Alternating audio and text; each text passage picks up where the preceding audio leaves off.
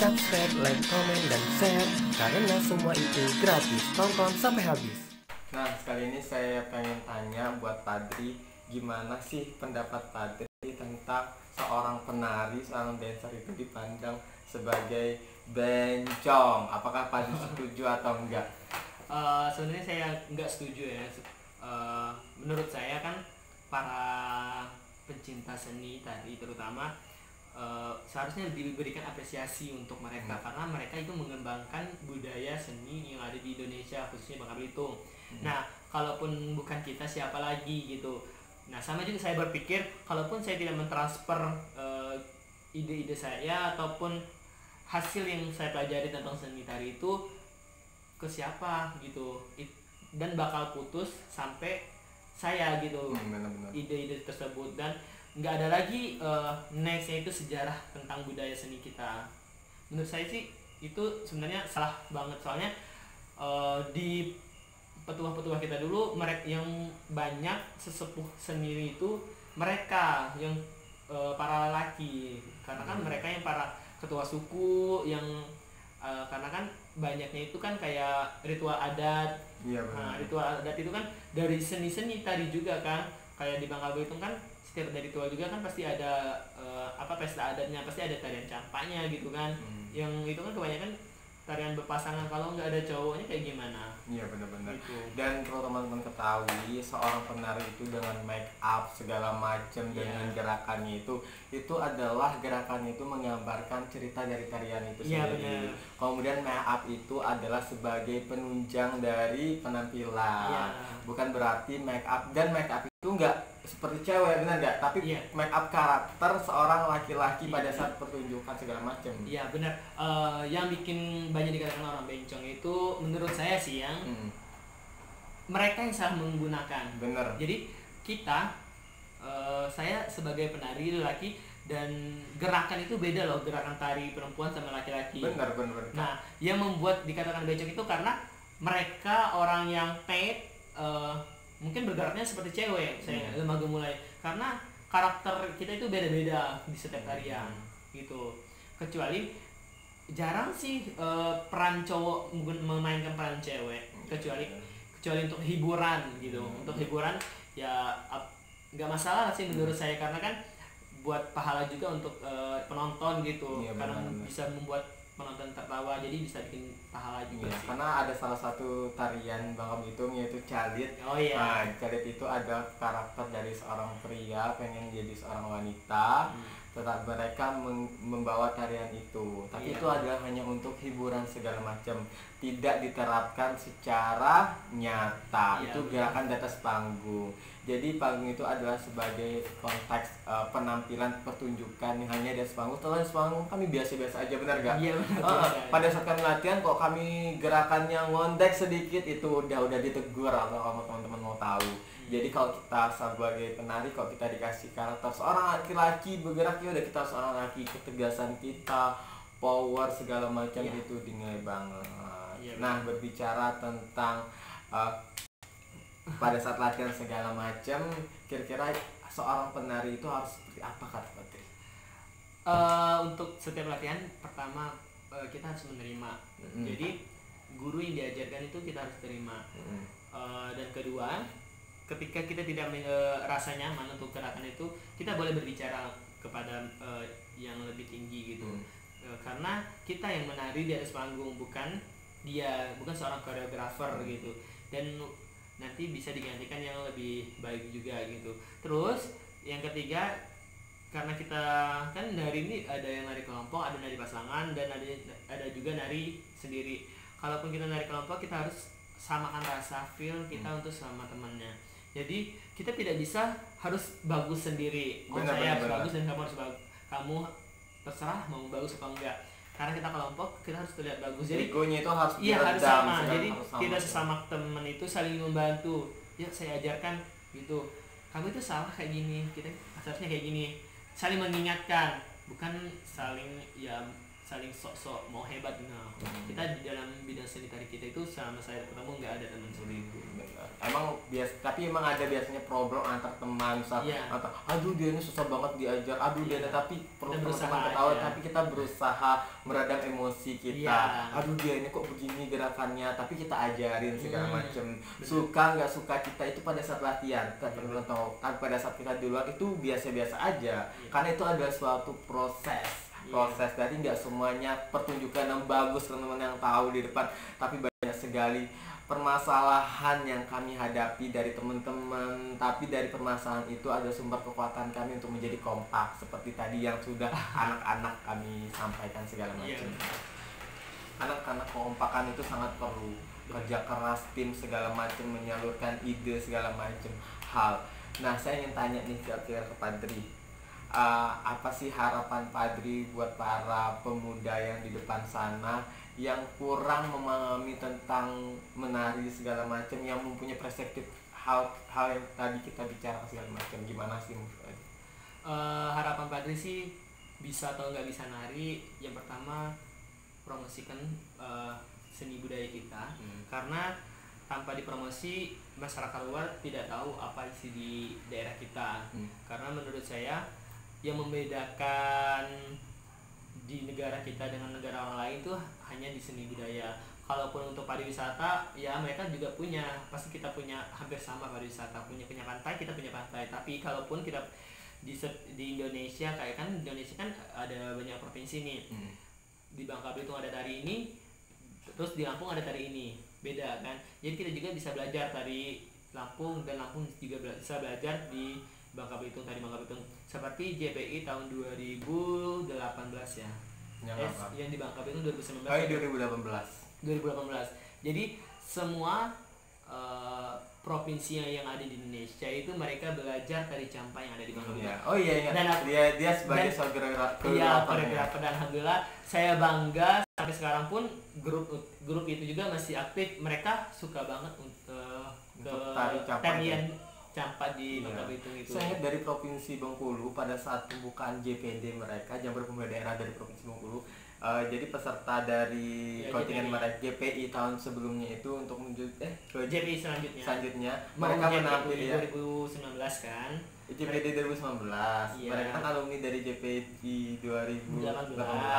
Nah, mereka menampilkan tarian campak, memperkenalkan kepada kontingen Bengkulu dari beberapa kabupaten mereka, lalu mereka menampilkan tarian yang sudah provinsi Bangka Belitung ajar kepada mereka, dan saya waduh keren banget saya itu. Saya pernah lihat juga pernah di ya? grup.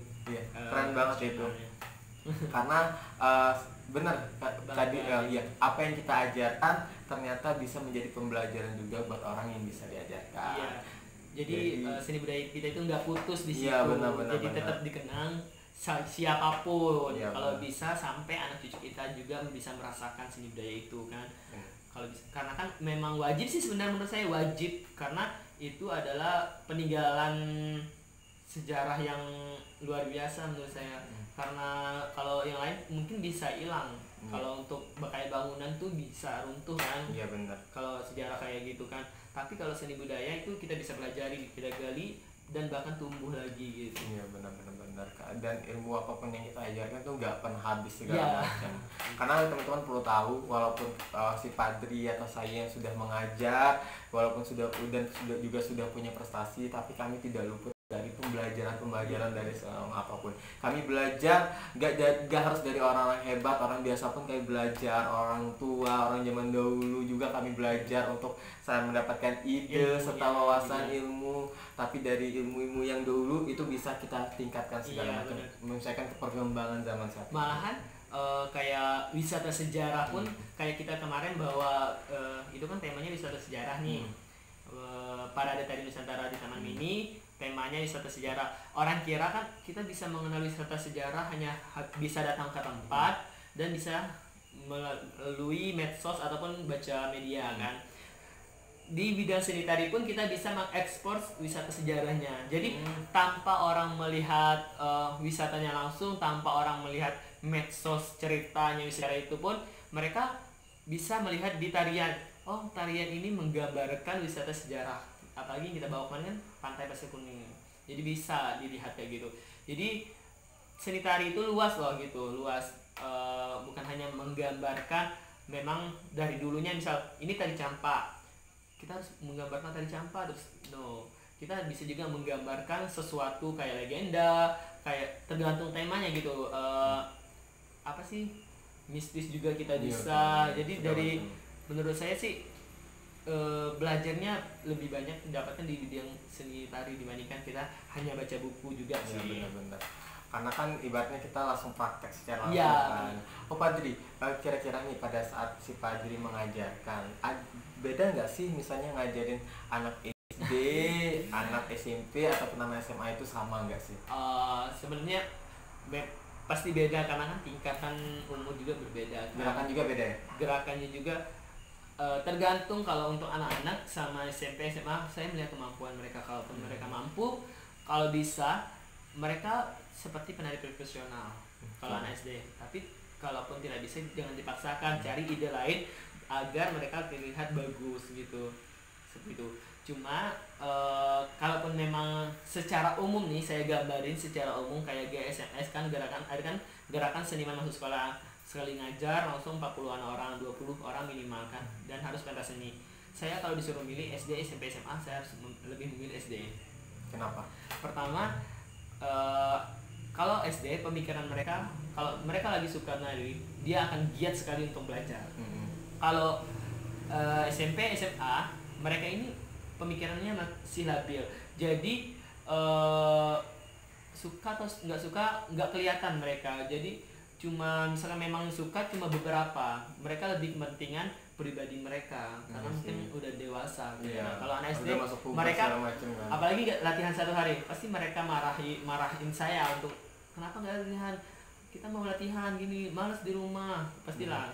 Jadi kayak gimana ya? Iya benar-benar enak sih, karena kan kita kayak dari SD, ngajar SD itu kayak mereka tuh mulai dari benar-benar dari nol, Iya, macam, karena masih dalam proses belajar, masih mengingat. Kalau SMP SMA mungkin ngajarnya mungkin ibaratnya kita dari 1 sampai 100, kalau SD itu kita harus maksimal 100.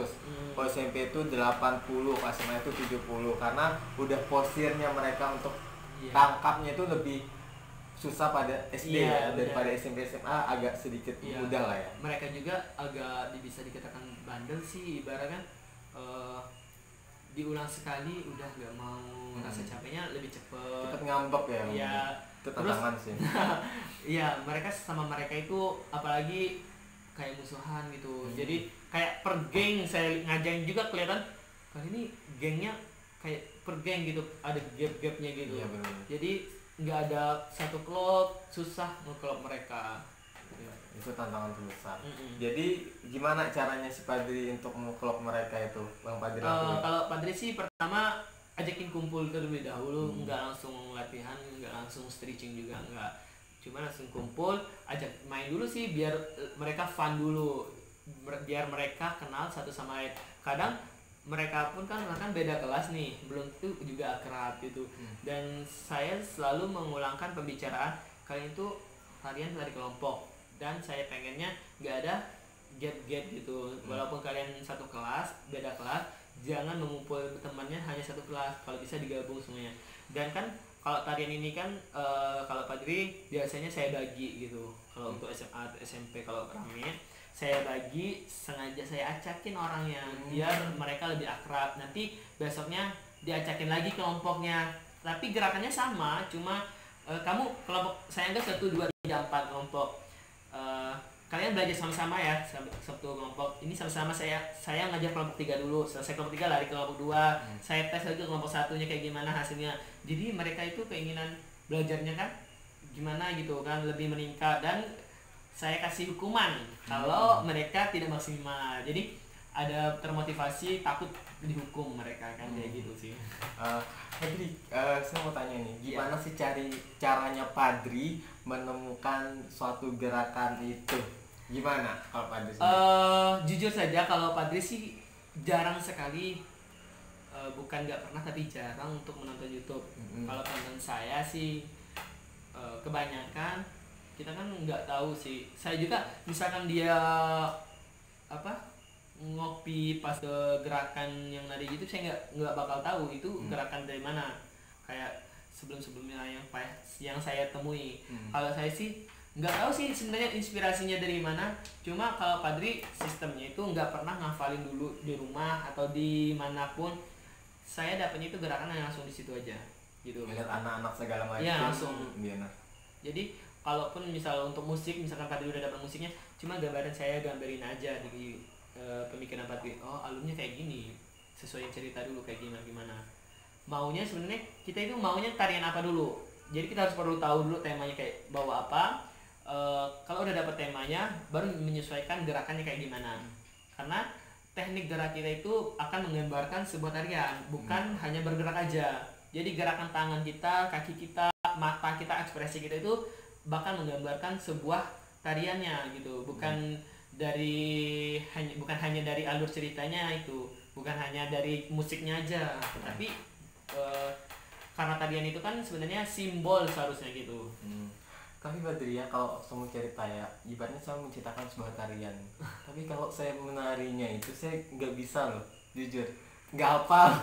Tapi kalau buat gerakannya bisa lancar. Tapi kalau disuruh nari dari awal sampai habis saya nggak bisa. Ya, itulah seorang koreografer sama seperti saya. Kalaupun saya ngajar hari ini dapat gerakan ini, biasanya saya lupa. Makanya saya harus ada yang pengingatnya anak-anaknya itu. Jadi saya harus menyuruh mereka itu harus hafal dalam hari itu juga. Jadi besoknya itu mereka nggak lupa gerakan yang telah saya berikan. Jadi kalau saya sebagai menari nih, ngajar koreografernya itu ya teman-teman, dimana saya harus mempunyai. Jadi anak-anak itu adalah tim, kami itu sebuah tim. Senior maupun junior kami itu adalah tim. Jadi mereka adalah membantu mengingatkan kerjasama. Jadi kalau kerjasama 1, 2, kalian harus ngingetin 3-nya apa, yang 4-nya apa, mereka ngingetin segala macam. Jadi harus ada kerjasama. Kadang saya lupa, mereka yang ngingetin segala macam. Kadang saya marahin nih, Kak salah, oh iya sebab saya lah salah. Intinya harus ada kerjasama tim, benar. Iya benar. Saya juga kayak gitu. Kan karena baru bikin gerakan kan di situ nih. Jadi gerakan 1, 2, 3. Apa yang selanjutnya? Mau bikin baru kan? Ulang lagi anak-anak, ulang lagi 1, 2, 3. Udah apa belum? Jadi mengalihkan pembicaraan itu sambil mikir, sambil ngulangin mereka. Jadi ketika mereka udah hafal, oh lanjutnya kita udah dapat gitu. Jadi waktu itu sangat berharga. Iya benar. Kalau saya juga, kalau saya gerakan ya mikirnya ini, sampai rumah saya mikir aduh, soalnya besok gerakan apa. Jadi saya membayangin benda, walaupun saya tidak tengah megang bendanya, saya mikir sampai malam tidur.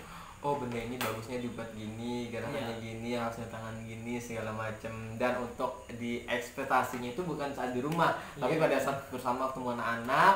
Jadi pada saat kita bergerak, mereka bantu mengingatkannya segala macam. Karena tim itu adalah sebuah tim mengajarkan anak segala macam. Ya. Nah kira-kira Padri, buat teman-teman yang di luar sana nih, kira-kira sebagai yang baru mulai melatih anak-anak untuk FLS 2N yang pastinya pada saat ini, dan melatih mengajar segala macam apapun sebagai guru-guru, apa nih masukan Padri buat mereka? Untuk yang baru terjun dunia seni tari juga, apalagi mau jadi koreografer, saran Padri sih pertama lebih banyakin sharing juga ke yang udah berpengalaman. Jangan malu, kita pun saya juga sampai sekarang masih sharing. Iya benar. Bukan berarti saya sharingnya bukan hanya di ketua sanggar. Kata ketua sanggar kan pernah bilang juga, kamu sharingnya nggak pernah ke saya. No, bukan berarti gitu. Saya juga sharingnya bukan nggak mau sharing, tapi sharingnya di lain gitu. Iya, menurut saya ini cukup mungkin sharing. Nanti saya cari lagi sharing yang lebih. Jadi saya itu ada juga teman yang suka seni gitu. Mereka juga mungkin salut sama saya karena kan saya tidak ada sekolah seninya sama sekali, tapi bisa membawa nama Bangka Belitung ke tingkat nasional bahkan internasional juga kan. Karena itu ada belajar dari pengalaman Padri, dari dia mulai menari, kemudian pengalaman bercerita dengan orang-orang lain, segala macam. Dan bukan jadi untuk sharing juga nggak cukup, banyakin prakteknya. Iya benar. Terjun apa sih namanya? Langsung terjun misal menari. Iya, banyakin jam terbangnya. Iya benar. Saya yakin sekolah seni tari itu belum tentu hebat dibandingkan orang yang banyak jam terbangnya. Iya benar. Saya yakin mereka yang banyak jam terbang, mereka hanya kalah di teori. Iya benar. Tapi untuk kemampuan berpikir, kemampuan hafalan, kemampuan lainnya itu saya yakin banyak menangnya di yang banyak jam terbang ya. Jadi walaupun udah mendapatkan teori segala macam, Iya. saran si Padri ini biar selain dapat teori harus dipraktekkan secara Iya. langsung. Karena kalau hanya tidak dipraktekkan Cuma itu aja. cuma aja. Kayaknya misalnya kita nonton di YouTube nih segala macam, Iya. oh nari ini bagus segala macam. Tapi kalau kita nggak praktekkan kita nggak bakal Iya. bisa segala macam. Itu saya juga gitu sih, kalau saya nonton terus saya belajar tentang oh nari ini seperti apa sih segala macam. Oh, ya. Tapi harus tetap Benar. dipraktekkan. Satu lagi untuk siapa sih yang baru terjun di dunia koreografer ya, saya sarankan ya, kalian kan sama juga saya, kalau bikin Korea itu jangan sampai nyontek punya orang. Benar. Jadi gerakan 18 itu jangan sekalipun menurut saya, karena itu bakal bikin kalian tidak berkembang, tidak maju. Karena pemikiran kalian 1x8 kalian ambil gerakan orang, nextnya ke depan kalian pasti mau ngambil lagi, mau comot gerakan. Oh saya mau ambil comot dari provinsi Lampung deh, ini bagus. Dari Kepri nih hampir sama-sama dengan Bangka Belitung. Saya yakin itu nggak bakal maju kalian. Iya benar-benar. Karena walaupun orang awam nggak tahu, tapi yang punya gerakan tuh dia bakal tahu. Oh ini mirip-mirip punya saya. Apalagi juri nasional. Juri nasional seperti kita kemarin pada Tari Nusantara sama apa namanya? Tarian Indonesia kemarin dilombakan, mungkin mereka lebih mengerti karena kan memang mereka menjurus ke dunia seni tari itu. Iya benar-benar. Jadi kan ibaratnya kita boleh melihat tarian orang lain, gerakannya itu berbeda dengan makna dari apa yang ingin kita sampaikan. Jangan sama persis segala macam. No, gerakan 1x8 itu satu aja gerakan itu susah banget. Ibarat contohnya gini, kok tangannya harus begini, dari gerakan yang kamu lihat ya udah kamu bisa kayak gini itu udah dikembangin lagi biar ada kreasinya. Nggak harus kalian harus sama enggak, kalian harus mempunyai bentuk yang beda. Kok gini oh kalian harus gini bentuk tangannya aja segala macam harus ada perbedaan karena akan menjadi simbol atau karakter dari seorang koreografer itu sendiri. Karena karakter dari tarian itu penting ya. Karena oh ini kayak tarian Padri. Dan juga satu lagi kepada masyarakat terutama ya, yang sekolah-sekolah juga mungkin banyak yang berpikir saya rasa seni itu mahal sekali karena idenya susah, nggak mudah, nggak semua orang punya kemampuan di dunia seni tari. Mereka beranggapan pengen hasilnya bagus tapi tidak sesuai dengan apa yang kita dapatkan. Kalau saya sih sebenarnya tidak mengharapkan juga itu, tapi mereka harus memikirkan sebenarnya kan, karena kan apa ya, ini seni loh, seni tari, nggak semua orang ada bakatnya juga. Kita pun saya mengajar belum tentu mereka diajar 1 bulan belum tentu mereka bisa, karena basicnya nggak ada sama sekali. Jadi ini adalah suatu bakat, bisa dikatakan bakat menurut saya. Itulah yang dapat disampaikan si Padri di dalam bagaimanapun dunia koreografer, susah, senang, segala macam hingga dia bisa menjadi koreografer ke tingkat nasional. Dan alhamdulillah ntar tahun ini ya akan membawa anak dia dari SMK 1 Pangkal Pinang untuk ke tingkat nasional. Kita doain semoga dia bisa memberikan terbaik untuk provinsi Babel, menang, dan semoga Babel selalu jaya di tingkat nasional nanti. Nah buat teman-teman kalau pengen tanya-tanya apa segala macam, kalian boleh cek di Instagram Padri. Tanya jawabnya di mana? Instagramnya ada 2. Ada 2. Untuk pribadi Padri_ZA. Kalau untuk yang make up MUA_ZA97. Jangan lupa di follow ya. Jangan lupa di follow ya. Nah buat teman-teman selalu saksikan di channel YouTube saya.